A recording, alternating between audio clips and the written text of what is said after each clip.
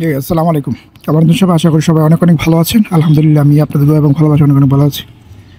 তো আজকে এই ভিডিওটা যখন আমি করতেছিলাম তখন বাজে হচ্ছে 6টা 55 মিনিট।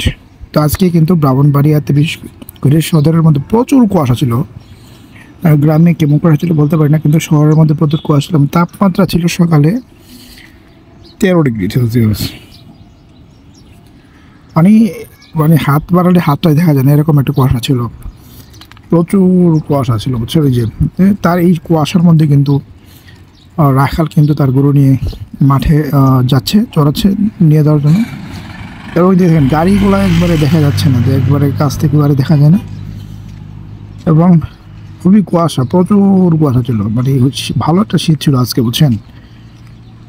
এই দেখেন মানে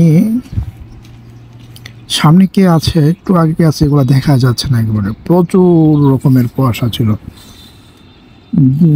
ভিডিওটা যারা দেখবেন আপনাদের এলাকায় কেমন কুয়াশা ছিল আজকে কমেন্টে জানাবেন। এই দেখেন কি অবস্থা।